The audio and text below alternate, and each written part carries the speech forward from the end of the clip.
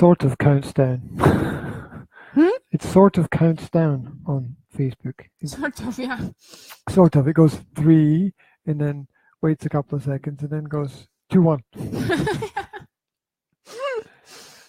it's like when my mum used to count to 3 when we were supposed to do something, right? 1, 2, 3. You lose. 1, 2, 3. The snowman has brought the snow. Which snowman? It's the song. When the snowman brings the snow. Do do do do do do.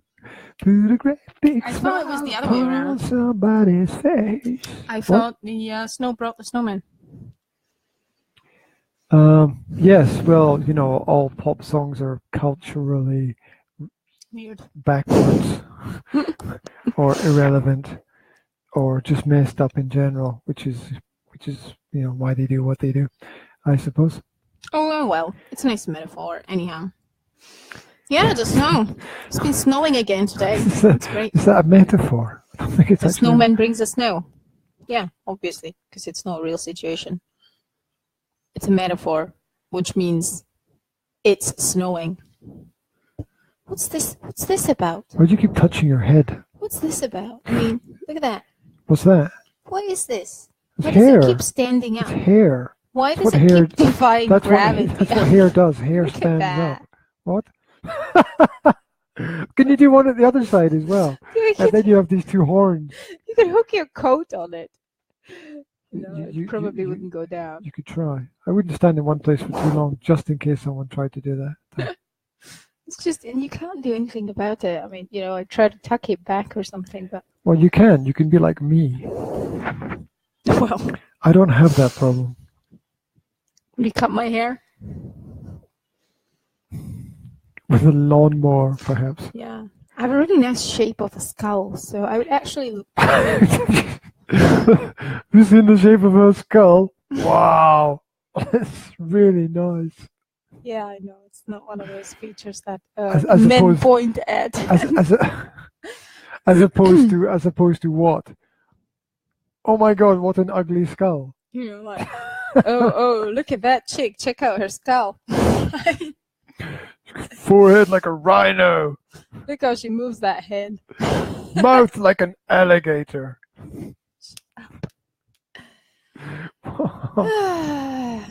Welcome to the Practical Parenting, everybody. We're normal. Welcome to the Practical Parenting Podcast. This is I just said we're normal.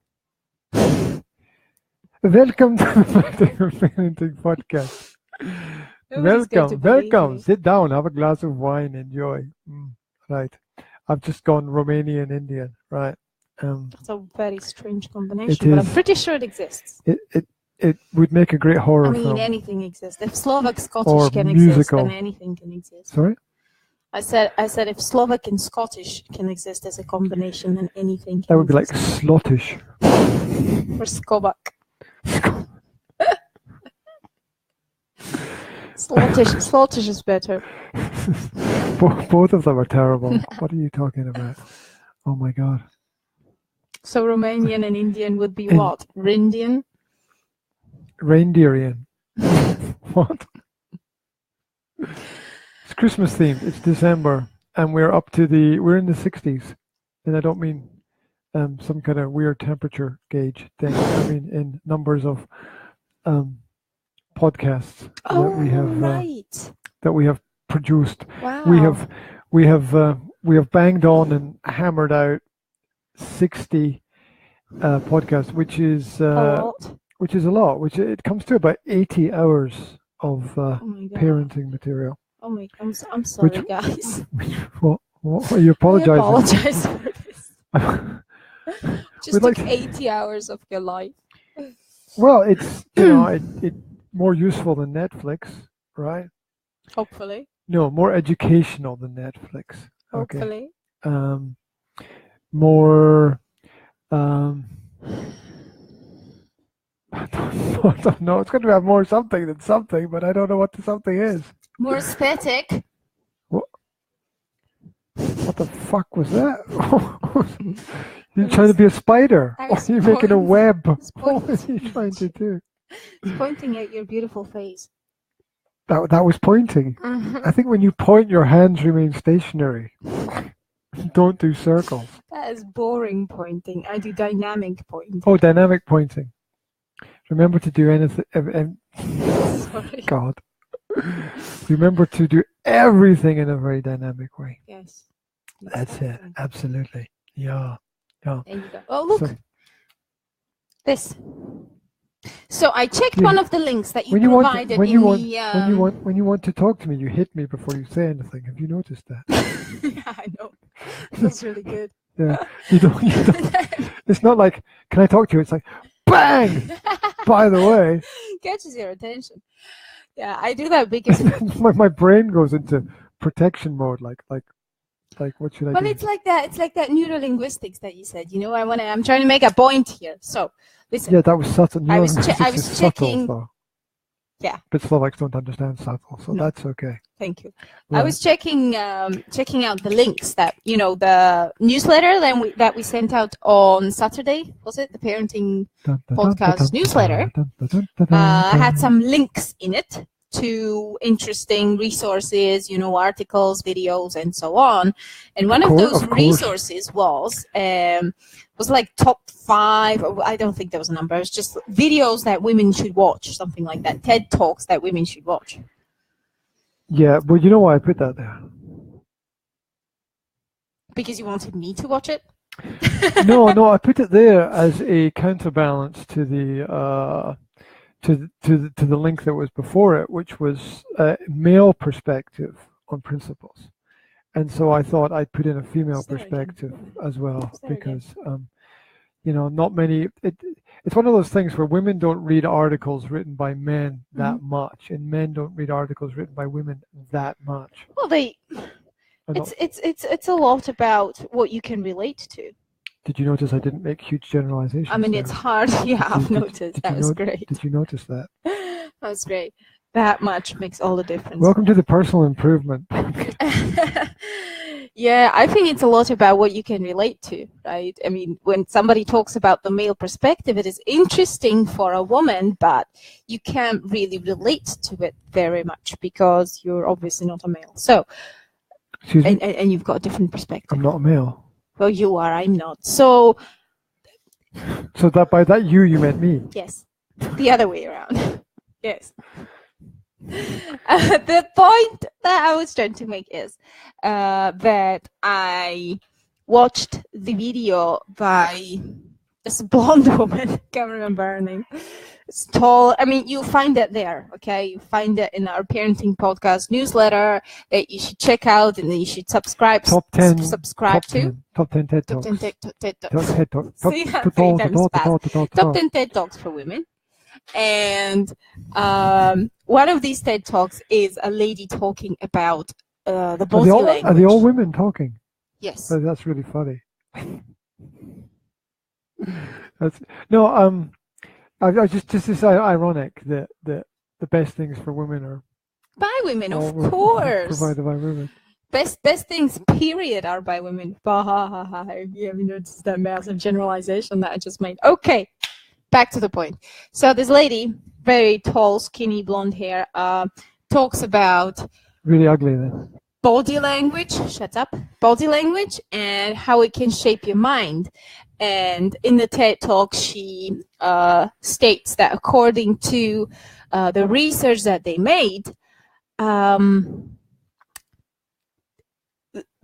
poses that you make with your body language, change the hormones in your body. And they took general poses of powerful poses, like, which are generally, arms spread out like that, or open chest, just open body, like feet on the table, basically self-confident, powerful poses. And they let people to practice it for 2 minutes, and then they measured their hormone levels, and they did the same thing for weak submissive poses, right? Like closed down, hunched, made smaller, legs crossed, arms crossed, or apparently the the most submissive and weakest pose is one that I practice very often, actually, and that is holding your neck. Because you're literally protecting yourself from whatever is happening by holding your neck, right? So, so they measured the hormone levels of the people who practice those poses, and then they compared, right? Okay. And they obviously measured their hormone levels before practicing those poses as well to have something to compare it to. And they discovered that the people who only for 2 minutes would stand in powerful poses had much higher testosterone levels and much lower cortisol levels, which means, when you translate that, testosterone apparently is the hormone of dominance or power, right? So more powerful you are, the more testosterone you have, the less cortisol you have. Cortisol is the hormone that is released in stressful situations when you have stress. So basically, when you have high testosterone and low cortisol, it means that you are feeling powerful and you have good ability to handle stress, right? And they found out that just by changing your physical posture, you fool your brain and change your hormonal levels. And they therefore suggested that this can be used, obviously it's short-term effect, but they suggested that this can be used in everyday life situations like difficult meetings, business meetings, job interviews, and so on and so on. You practice your powerful poses for 2 minutes before you have a, tough. Where's Babka? Babka will be coming tomorrow. That's Wilco. She asked for Wilco. For Wilco. Oh, sorry. Wilco is, I don't know. He's probably hiding somewhere. You have to go and look for him. We don't know. Yeah. So they suggest for Wilco. Yeah. Going to be decimated by a little girl with 2 lightsabers. Yeah, she wants to fight with him with lightsabers. So nothing wrong with that. They also, they suggested that when you do it before difficult situations, what happens is that you are in the difficult situation, you become more self-confident, more powerful, and less stressed. And then they did a research with job interviews, and they found out that objective, third-party observants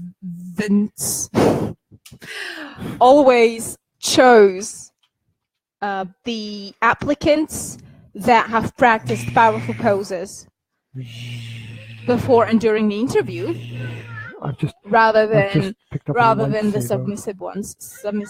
So that's for Mummy. Thank you. The lightsaber for Mummy. So according to that research, it's a powerful pose. With a lightsaber. Body language doesn't only communicate things towards the person that you're communicating with. There's a lightsaber fight going on in the middle of the podcast. Absolutely. Help! But also lightsaber to fight. yourself. Help! Help! Did you get that point? No, I was saving all the technology from all the glasses getting knocked off the table. By I said body language is not only a means of communication. Okay, go. It's not only a means of communication directed to the other person within the dialogue, but it's also a means of communication directed towards your own brain and towards your own system, because you can change the actual hormone levels. You can change the actual effectiveness of what you're doing just by doing that. Sorry, okay. So, and I'm saying this because I've noticed that we were both standing like this. So we should be more, if we stand more confidently, straight, open, then. My pose is extremely confident, so I don't know what you're talking about. Is it? Yes. It is. My pose is a dominant pose. Right now, I am standing with. You're closed. I'm not. This is closed. My arms are across my chest, but this whole thing about that's a closed pose. It's protective. It's extremely protective. Just because someone says that pose is a protective pose does not in any way at all mean that what I'm doing is protective. That's nonsense. That's complete nonsense. Okay. Right. I mean, that's like saying that tree over there taught me how to stand straight. I mean, it's ridiculous. So it looks like it. No, my body is in the right position. I've done my exercise this morning. I can feel the muscles throughout my body, and I know that they're all everything is aligned and correct. Well, you do that, and I'm going to practice the powerful poses. You just look like a spastic. I'm just going to stand like this. Your arms are going to get tired after 5 minutes, and you'll have to pull them down. Good workout. That's ridiculous. I'm just joking with her. Of course, let's not over-examine body language, right? Because first of all, body language can be used to fool people into thinking something is something that is not. Yes, that's basically what that whole thing was about. Yeah, like I mean, saying that my pose is not very open is to misunderstand the pose. Yeah, and to follow somebody else's instruction on that is then. What following somebody else's instructions? Don't fold your arms. Something. Don't fold your arms. It's negative. But that.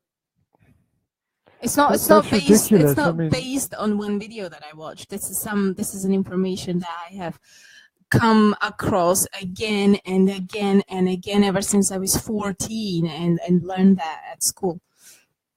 So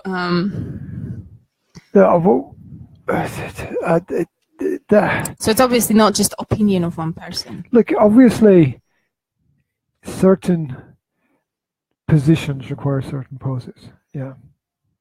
So standing like this either means I've basically got 3, maybe 4 things I can do with my physical posture here. Yeah. Right? I can put my hands in one of the 2 sets of pockets that I've got. One of the 2 sets of pockets. Oh, you've got 2 sets. Yeah. Lucky Okay. you. Got my hoodie pockets. Right? Well, I've got these, but they're really tiny. That's a pocket. There's your 2 pockets. I couldn't fit my pinky finger. You can't even put your fingers in there. So yeah, I'm not quite sure what that's for. False pockets. You've got fake pockets. It's really shit because they keep on coming out like this as well, and I just look idiotic. I have to keep putting them back in.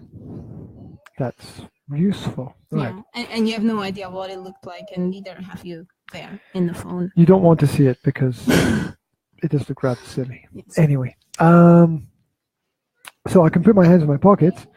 I can put my hands behind my back. Mm-hmm. I can put my hands across my chest. That's basically all I can do. Or I can put my hands. You stand like this. Oh, it's just, on the beach. Oh, that's silly. That's silly. That's leaning on something. So I mean, to say that any of those poses is closed, I think is slightly ridiculous. Obviously, in communication with people, you're going to open yourself up a little bit more, and obviously there is something that expresses itself through body language. There is negative communication, but it doesn't always work like that. You can just have your own way of communication. So this body language thing is a big generalization. Obviously, there is some negative body language, but I think what it is and what it isn't, you can learn that in 60 seconds, and everything else is just extra irrelevance, basically. Most things you can learn, most important things you can learn in a short space of time, and people tend to drag it out into a big topic or subject. It's like a lot of books can be a lot of informational based books, not stories, right? Mm-hmm. A lot of informational based books can be, you can take all the important points and put them on one page. Yeah. Right? Yeah, right? yes, I've read books like that. So I mean, the basic things about body language, they can be learned extremely quickly. And this pose that I have is not in any way closed. Or other people might perceive it, oh, it's confrontational, or it's just a way of picking on something because you can't. For a lot of people, focusing on body language is just because they've got no way to criticize what the person is saying, so they criticize how the person is standing. I don't think anybody was criticizing anything here. I was just pointing out a very interesting video that I saw and just pointing out that for me, at least, it works that way. Okay. Is body language important? It does make a bit of a difference, but not so much of a difference that changing the way you stand is going to change your entire life. It's not going to. Well, oh my God, now you're just exaggerating. Well, look at healthy. I didn't say it's going to change your life. I said that they have discovered that it has short-term effects on your hormones, and it has short-term effects on how people perceive you. So I think... Have you ever done an experiment with that? Not yet, because I've only watched a video yesterday. Did you only learn it yesterday? Because I knew that when I was like 15. Seriously. So what's your point? I just thought that you would have learned about body language before the age of 32. I learned about body language before the age of 32, but I did not know that the way you stand can affect your hormonal balances in your brain. That's a new information. Yeah, I'm not sure the brain is ever balanced. Because I just told you like 5 minutes ago that the first time I came across the information about body language was when I was about 14. So I did an experiment on it when I was living in London and doing some theatre courses, and I decided that I was meeting a new theatre group, and I decided that I was going to put myself across, project myself as the most confident person about everything, and I did, rather than go in and be sort of neutral, maybe take a step back, not kind of push my ideas or anything. I'd have a specific opinion on everything, and I would be the first to volunteer to do everything, and so on. And I did this for 1 week. I did this. You did this every day for 1 week. You led the group, or you were a part of the group? I was a part of the group. I was a participant in the group, but I decided that I wanted to see if it was possible to change the group dynamic by being a different person. And it was a new group, and the people didn't know me, so there was no what do you call it, prejudgment or expectation or expectation there. Yeah. So I went into the group, and I became the leader of the group. Yeah. Because I did this. Yeah. And it was crazy. And at the end of the week, I sat down, and I thought, this is insane. This is not me. I'm not a leader, but I've just gone into this group and convinced this group that I'm the super confident person who knows all these things that I don't know. And they're all happy. They're all happy to follow someone, and they have selected me to follow. So whatever, and they come to me and ask me what I think is the right thing for them to do. And I was like, well, this is just a tiny little social experiment to see if I change myself, how that changes the environment. Yeah.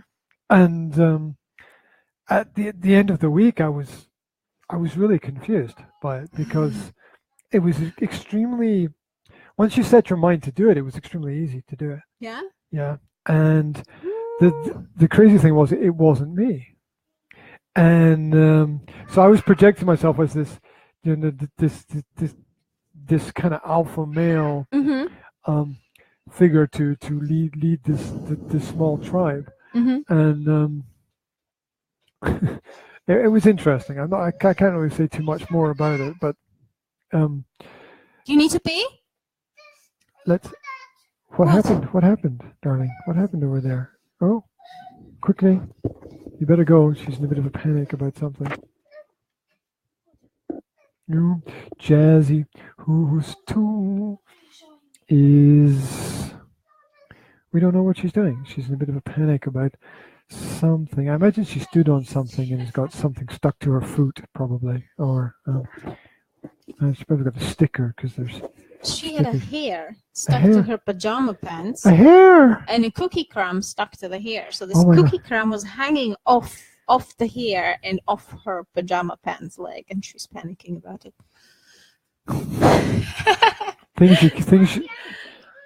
Things you can't predict. Anyway, what you said made a perfect sense, and it was actually a point of another one of those TED Talks. Because I'll tell you one other thing. I'll add in the caveat here. Okay. At the end, there was What's up, Zara? There was. Go and get one. Help yourself, darling. On the No, on the kitchen bench. table or on the kitchen in the bench? kitchen. On the bench in the kitchen. They'll be there somewhere. Near the bread bin. Ah, yes. So there was an alpha female in the group, right? Mm-hmm.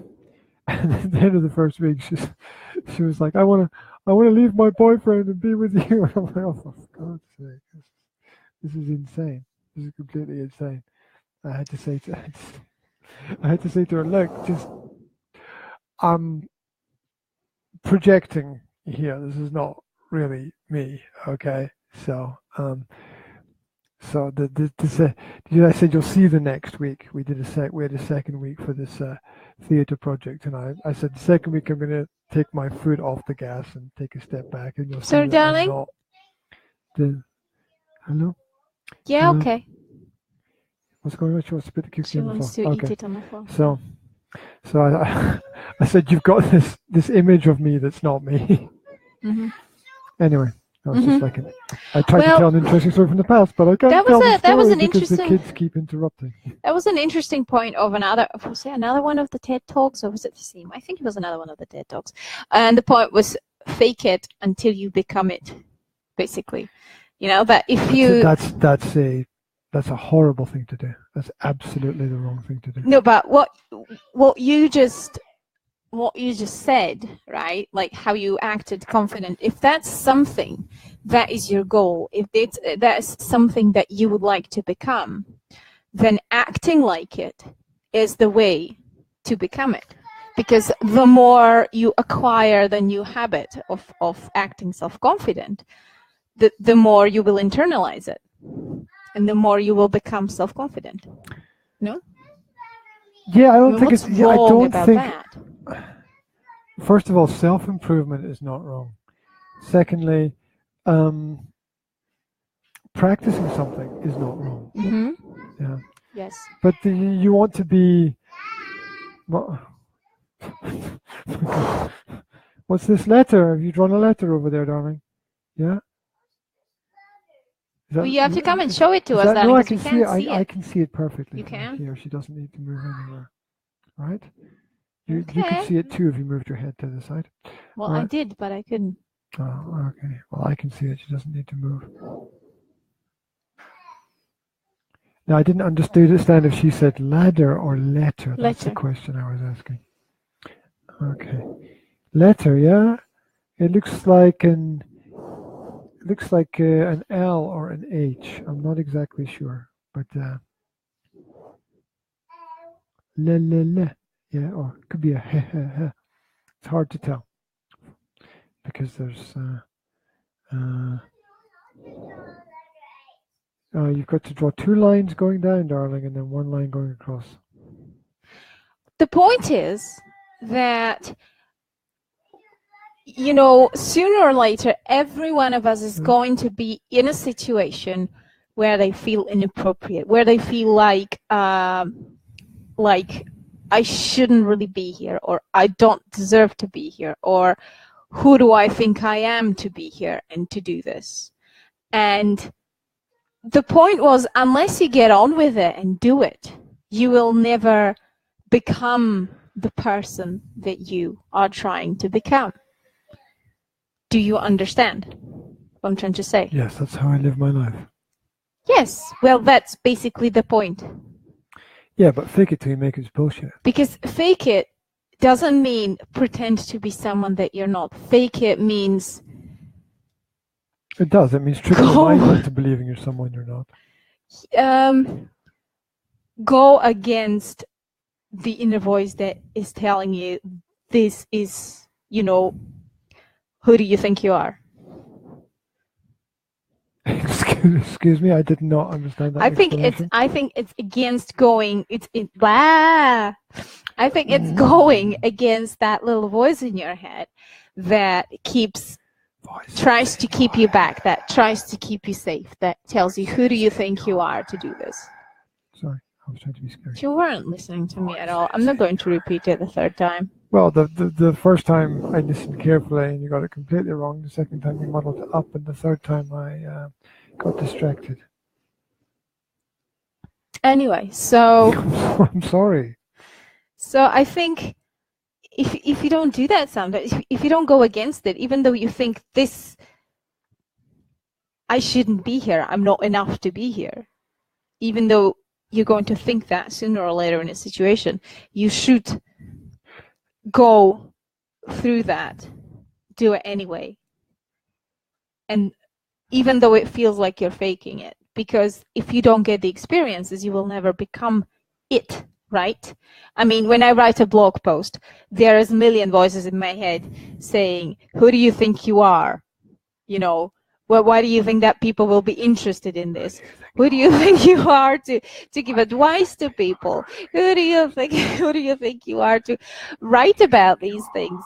What makes you think that you're right? Right? And you've got all these insecurities popping up, but you just have to do it anyway. Right? Welcome to my world. You just have to do it anyway. So whether that's you want, that's what I have I not said to you like 1,000 times where what you want and what you don't want is irrelevant. There is only what you must do. So if I want to become a blogger, I write blogs, right? And I'm thinking, this is not me. I'm not a blogger. I'm a translator, but I have to do it and do it and do it and do it until I become it, because that's what I want to become, and that's how I become it, right? Why do you want to become a blogger? That was just an example. Oh, okay. Okay. What would be, okay, so that's not a real example then, is that what you're saying? It's not a real example, because even though I like writing blogs, becoming a blogger is not my goal. So what would be a real example for you? Let's make it practical. A real example for me would be becoming a writer. And being a blogger doesn't take you in that direction? It does. That's why I'm saying it's just a step on it's just practicing writing, basically. It's a bit of a procrastination thing, actually, to a certain extent, because there's a jump there. What's I know. Procrastination thing? What are you talking about? I'm writing, but I don't consider my writing to be as serious as it would be if I was writing a book, a real thing, something real that I really want to write. I mean, the blog is real, obviously, but it's just little bits and pieces, right? It's not a big thing. So, well, you know, the principle is that if you write the blog post every day, at the end of the year, you've got a book. That's the principle. Well, that's bullshit. Because yes, you would have a book if you put all the blog posts together, but it wouldn't make that much of a coherent unit, you know. I'm talking about. Would if you planned it from the beginning like that, and knew where you were going and why you were writing. That's not really what I want to do, though. That's just not what I want to do. Okay. Wait a minute. So. That's not how I can. So what is it that you want to do? I do want to blog, to practice my writing, practice my style, to put down my ideas, sorry, to come back later. But when I'm writing a book, I want to write it as a separate project, because I think that it needs more coherence than just a set of blog posts. And I cannot get that coherence if I think about it as, you know, one bit here, the next bit, the next bit, the next bit. I need to think about it as a unit, as a single thing. And when I think about it as a single thing, right, you can split it up and offer it as bits.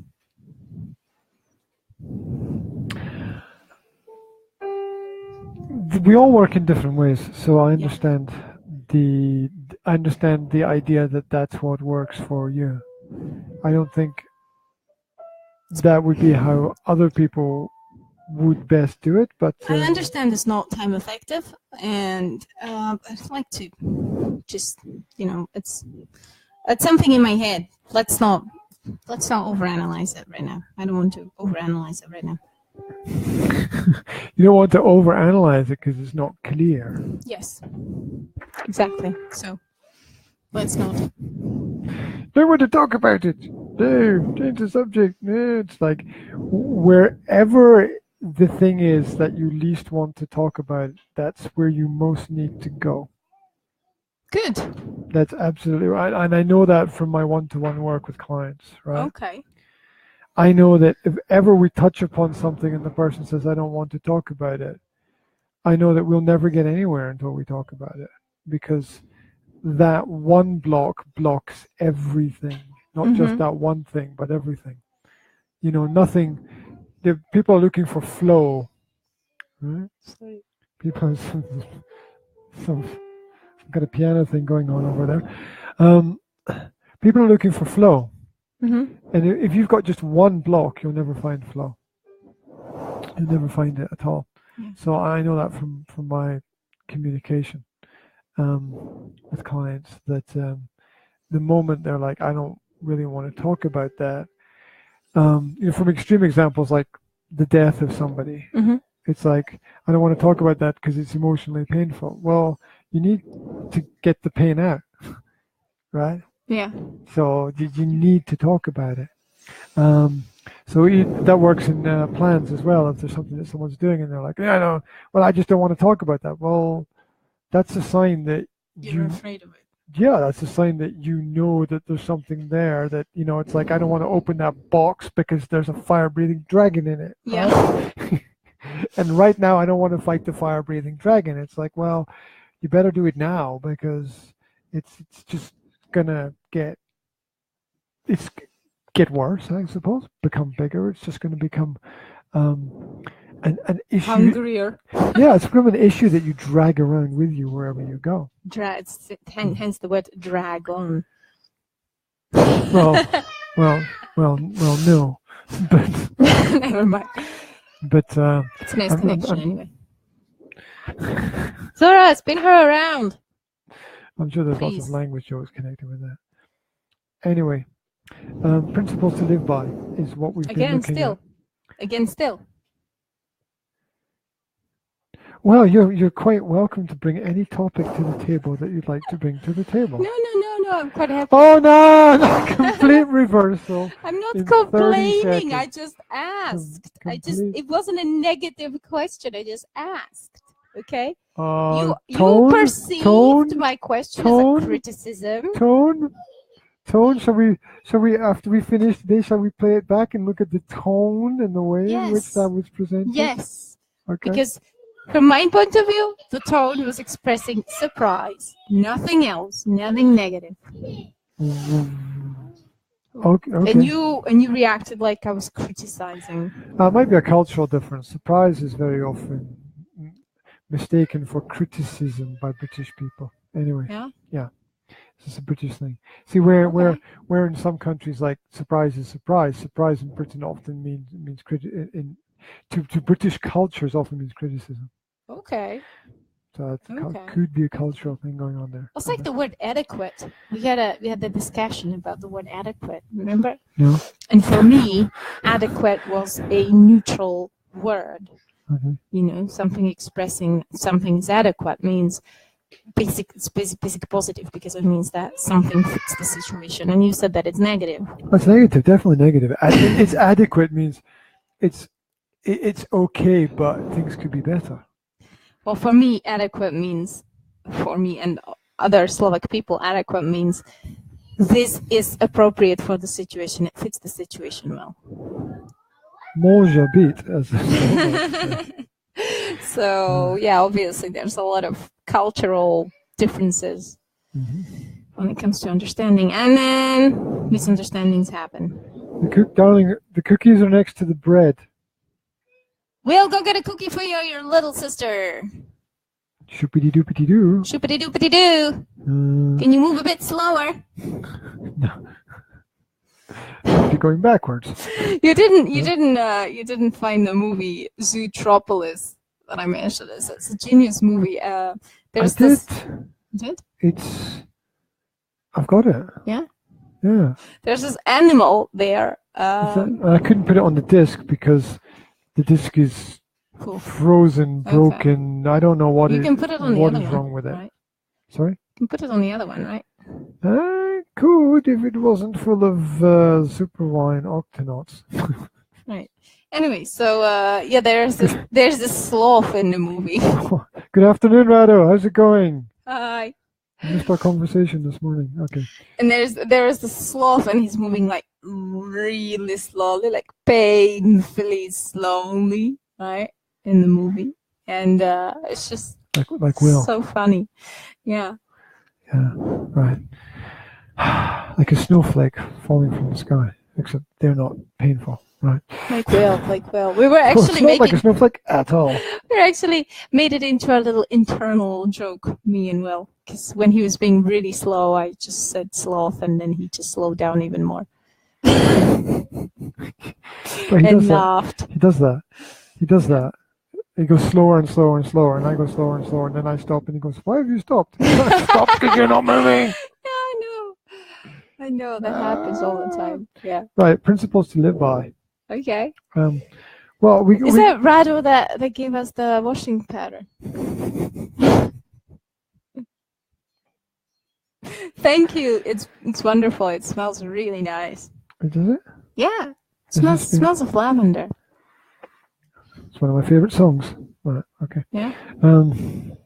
That's really nice. Thanks. Penny for your thoughts, my dear. Oh, that Penny one. for your thoughts, my dear. I thought the song was called "Smells of Lavender." No, it's called Lavender. Okay, lavender. Lavender read green, the, lavender blue. Penny read for the your thing. thoughts, my dear. Read the thing, because I don't have any glasses on, so I can't. I will.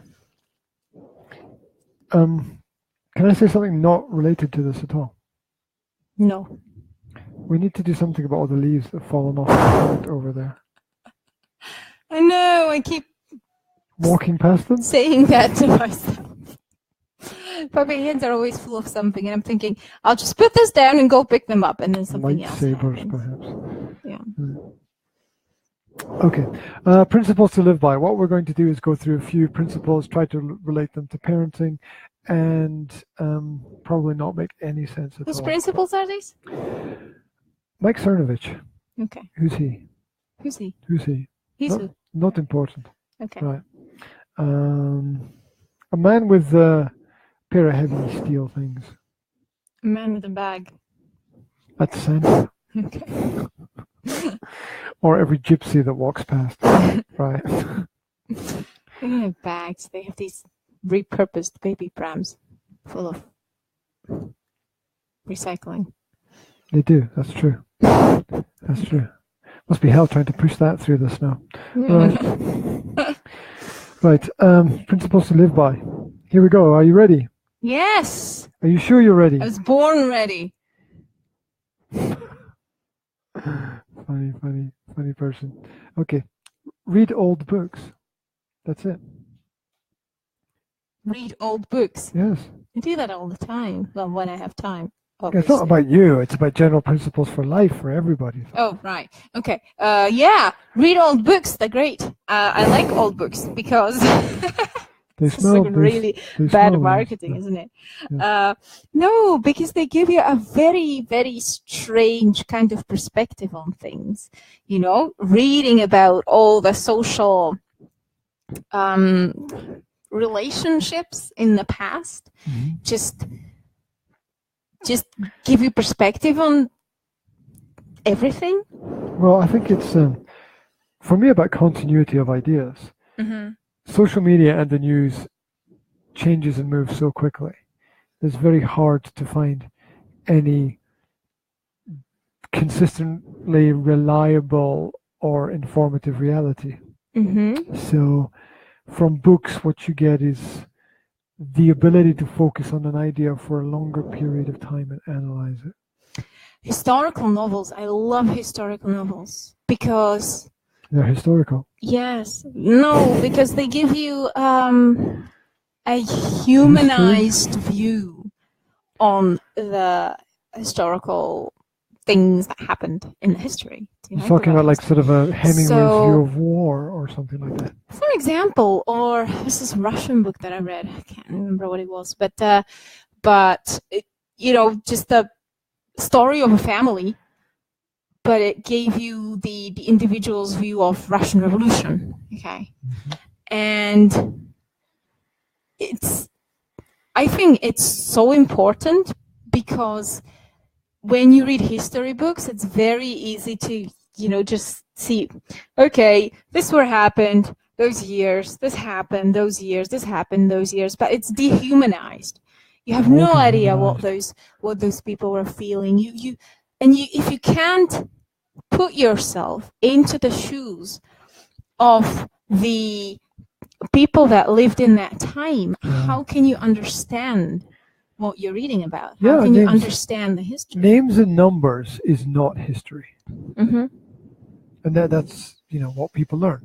People learn names and numbers. That's not history. And you read about some war somewhere, and you're like, okay, well, this country attacked that country, and that country decided that they're going to collaborate, and you're thinking, oh well, fuckers, right? They could have fought, and you have no idea what happened. You have no idea what the people were feeling, what the situation really was for them, anything. You don't know anything. You just see like a list of things that happened in time, but the historical novels give you the emotion of it all, which is what moves. Right, which is what moves people and moves masses and stands behind revolutions and things. I like the way that Will reads before he goes to bed. Yeah, it's just a routine. It's nice. I like that. Bedtime routine. It's a good routine. Right, moving on. Next, seek meaning and fulfillment in life. Do not seek pleasure. Seek meaning and fulfillment in life. Do not seek pleasure. That's what I said. I'm trying to understand it. Well, pleasure is this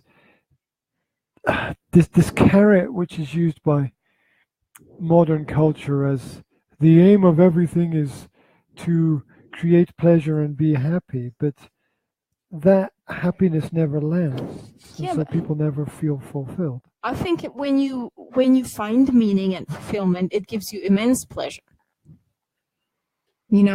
So I think seeking fulfillment, and it's about, there's pleasure that is superficial, like I'm going to have this cookie, right? But there is a deeper kind of pleasure that you get from, say, big cookies. A contrast. No. In contrast to that, that you get from staying healthy and strong, right? Mm-hmm. So it's like that. I mean, yes, there is pleasure in staying in bed, but there is a larger pleasure. It's really hard to say that. Say that 5 times really quickly. In getting up early, dragging your arse out of bed, going through this horrible experience of I really don't want to be, out here.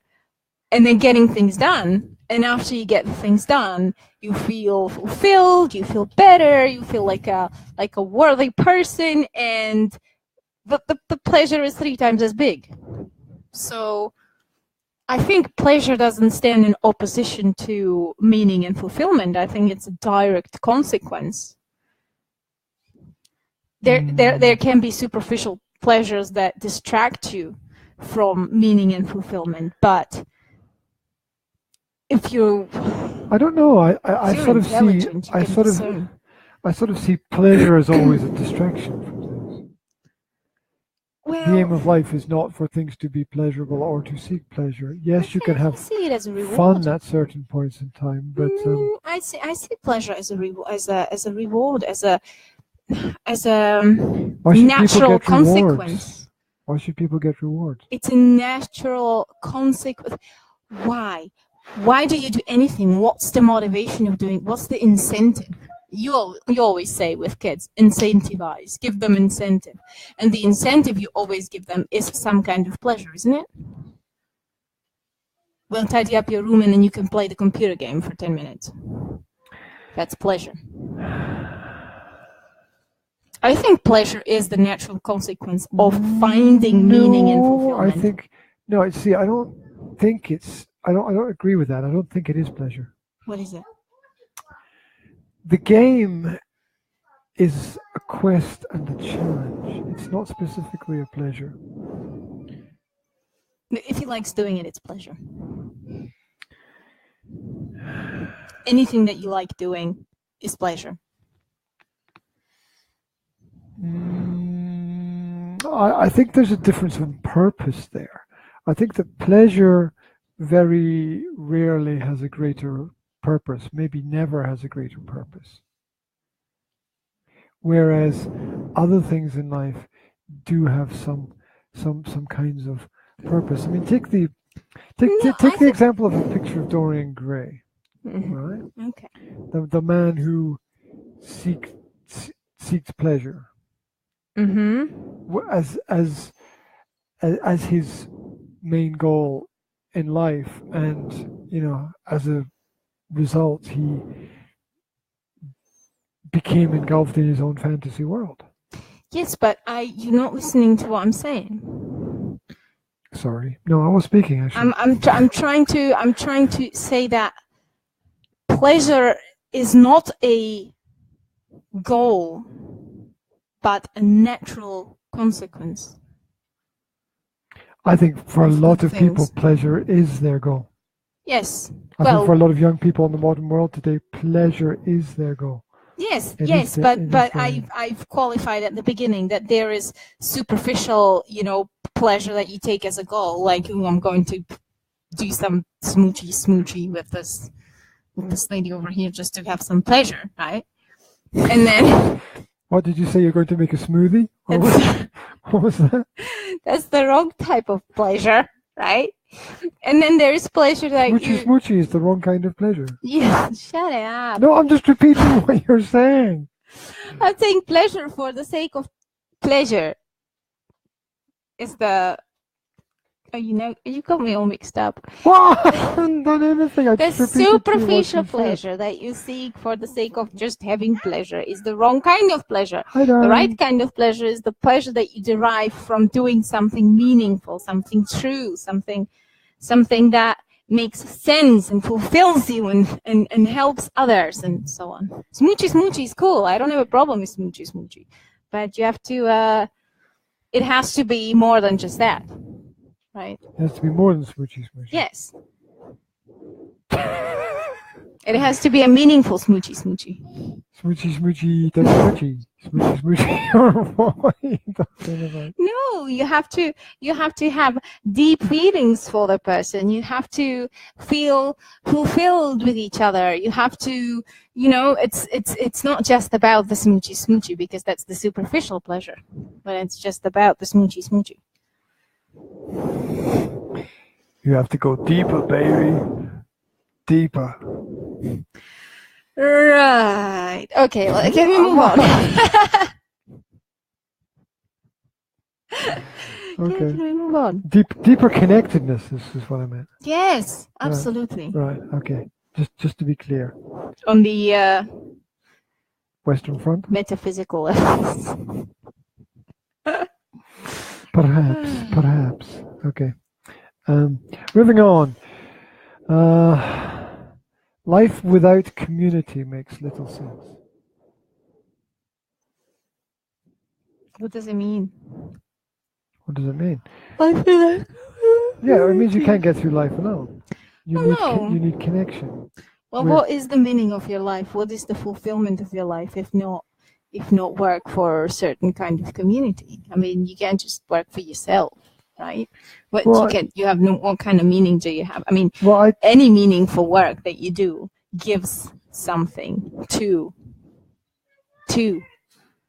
people or a community or somebody else.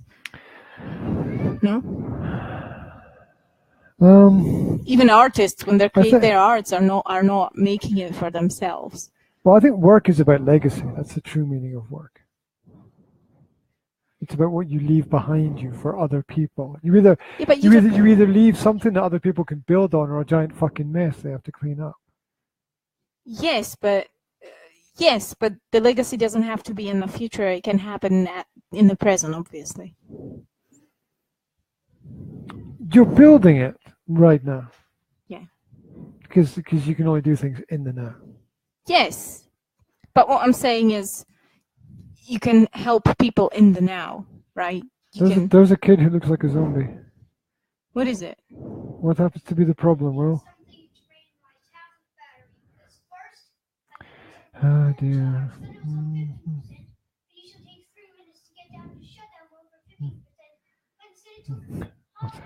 What's he talking about? About his battery on his tablet. Okay, well that's great, Will. Can we deal with that when we're finished? Thank you very much for sharing that with us. That's much appreciated. Do you need me to put it on the charger for you, or did you? Okay. Turn it off and leave it. Give it some rest. The problem is not going to be solved here and now. Okay. The problem is not going to be solved here and now. Thank you very much for sharing that with us. We appreciate that. We'll deal with that. Thank you, Will. We will leave it for now, and we'll deal with it later. Okay. Come and watch Delgo with the kids, the girls. Right. Is there anything else that you'd like to say about community?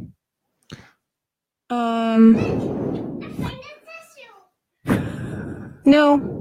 The point is that yes, you do need communities. Obviously, nobody's an island. Well, we're all islands. Nobody's an island. We're all islands. We're not all islands. Some of us are island chains. Attribute that to Nick Hornby in About a Boy. Nobody's an island. So we're all islands. You have to. You can't live.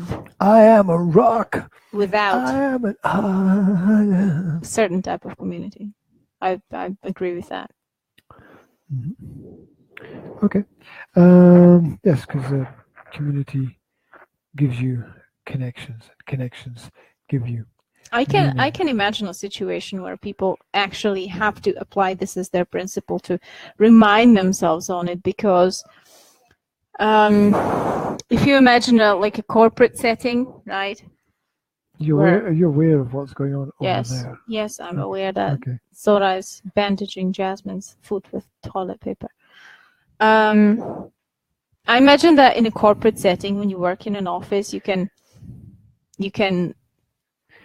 actually get to a state where you live without a community, but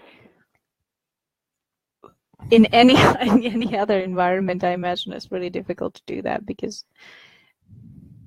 everybody does work for something. On a corporate level, when you just do a little office job and you lose the sight of what you're doing it for, you just fulfill the orders, right?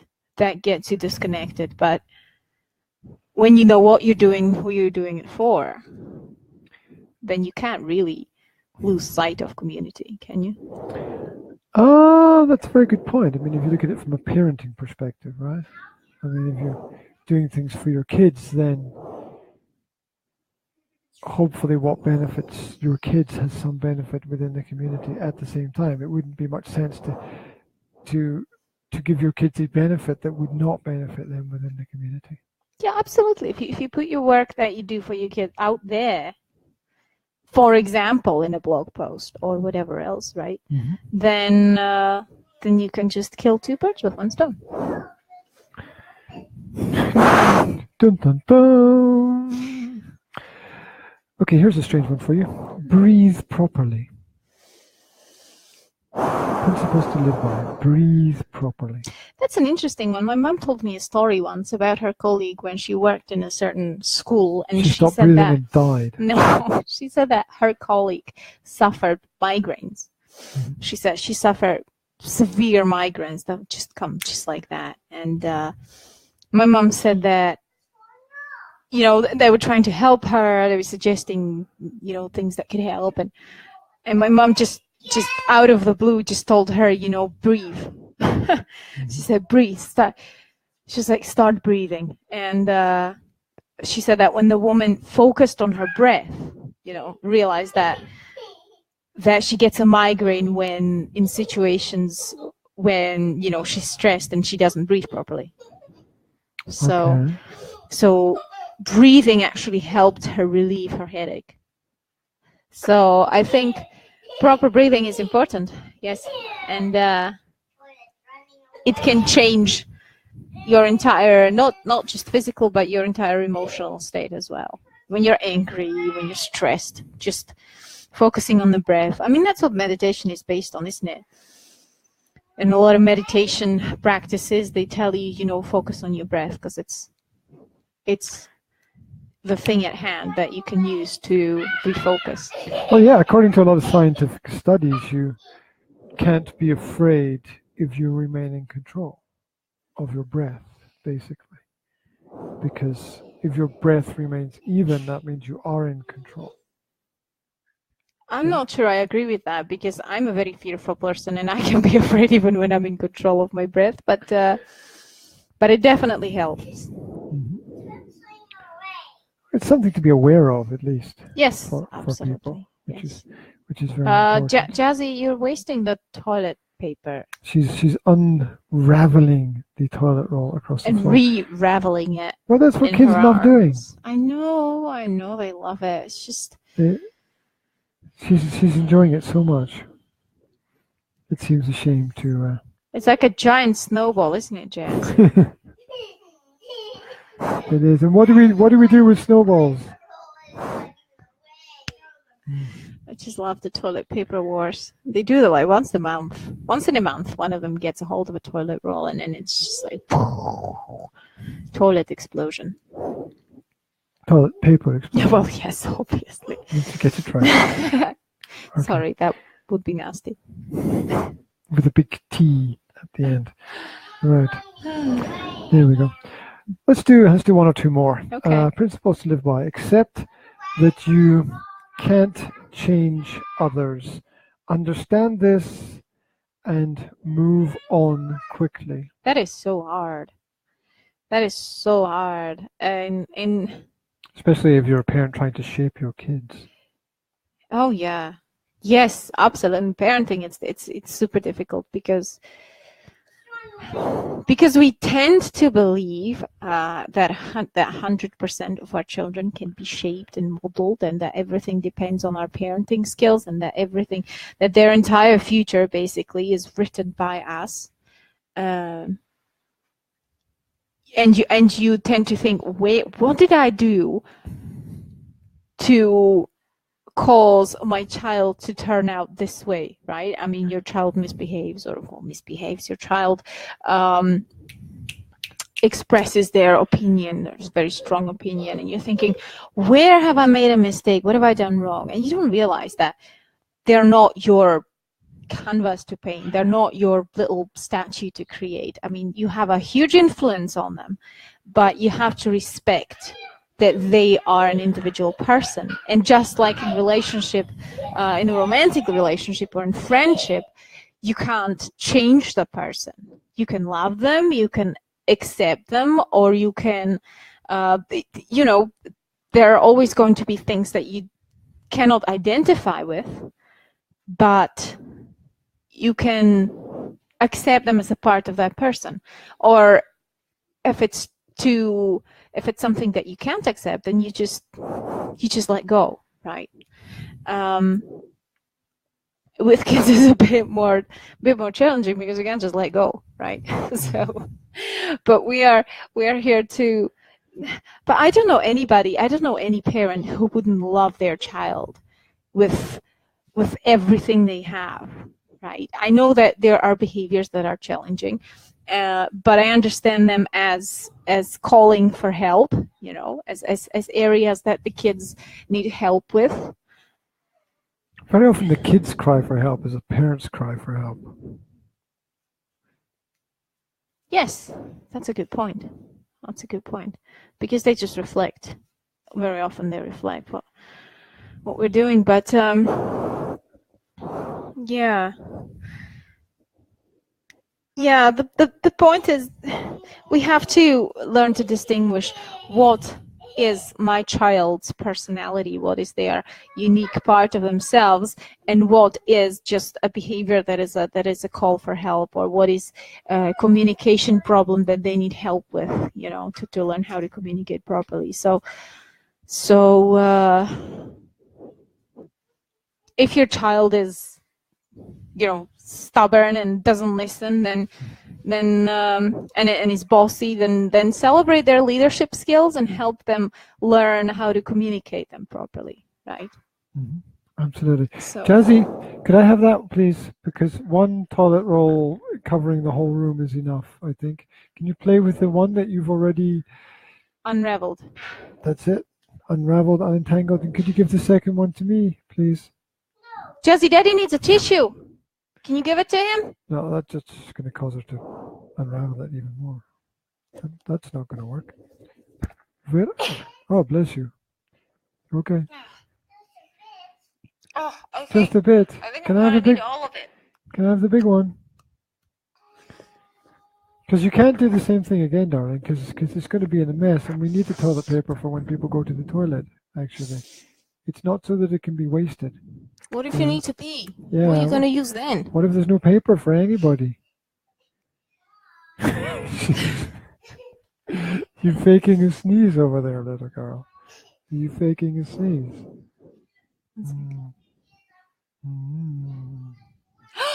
Jasmine, go give Zora a toilet roll. She needs it. Yeah, because she's on the toilet. She just peed. She's on the toilet. Go quickly. Go save her. Quickly. What's this whole thing? It's the superheroes of slow motion. Right. Yes. No yawning on the podcast. Sorry. Oh my gosh. Did you save the day?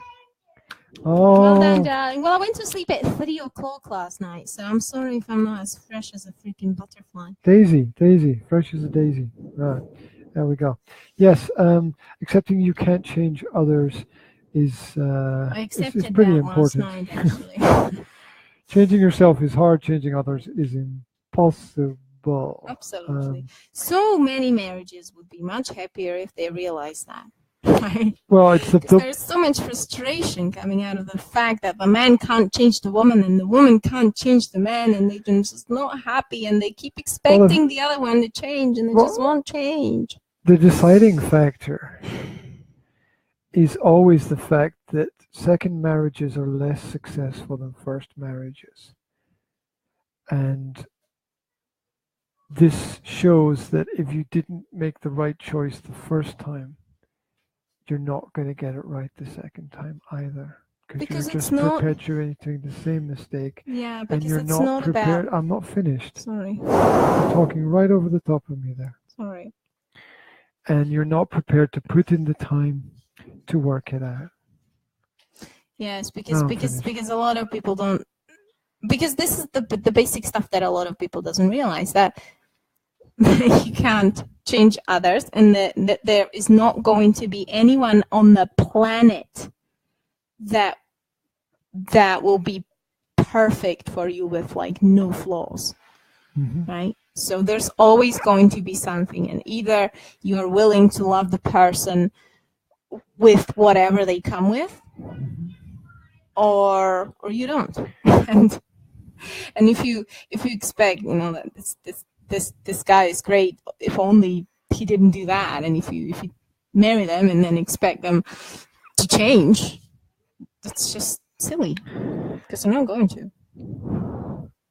Yeah, it's like testing a product and it's a bit broken, and then buying the product thinking that the product's going to get fixed once you've broken it, once it's already broken. Does that make sense? It makes sense to me. Yes, but I wouldn't go as far as finding a broken product. It can just be a dress that is blue, and you buy it and expect it to turn green magically. That's probably a better example. But I was by broken, I mean it just nobody's perfect. Yeah, That's it what I mean. doesn't fit your expectations. Yeah. And then thinking that by investing more time and more money that it's going to change and it's going to fit your expectations is not going to solve the problem, because it doesn't deal with any of the core problem issues. is not in that person. That person is not the problem. They didn't create the problem. It's your problem. You created the problem when you chose someone that you didn't want to choose in the first place, right? There you go. Duty done. Point said. Right. We covered a few principles. We talked about change in people. We talked about breathing. We talked about community. We talked about meaning, fulfillment, pleasure, and we talked about books as well. So hopefully that will give you out there something to chew on. If you'd like more information about what we do on the practical picture was okay, super. That's good. Well done. If you'd like more information about what we do, go, darling. Go, Academy go. Of It's Language, here. It's the Academy of Language Therapy and Life Coaching on YouTube and Facebook. You can follow me on Facebook under the name Graham William Hendrey. And check out 21. I'm going to talk over you because I have to go and help Jasmine. She needs to go to the toilet. So check out 21centurymom.com and check out our amazing parenting video series as well that you will find on my website. And you will find it on Facebook, and you will find it on G's YouTube channel. So thank you very much for listening. I have to run, and he's going to say bye-bye for me because I'm disconnecting. No, just wait. Again. No, would you stop playing with the fucking cables? Oh I have to help Jasmine because she needs to pee and she doesn't want to use the potty. Okay, can you wait 5 seconds? Ask Jazz. Thank you very much. You just rambled on for 2 minutes saying you got no time. Okay, you can't wait 5 more seconds. Right. So, thank you very much for tuning in, and we'll be back again very soon with another debate, argument, topic, whatever, wherever, whenever. There we go. Does that make sense? Almost. Almost. That's good enough for me. TTFN. Bye.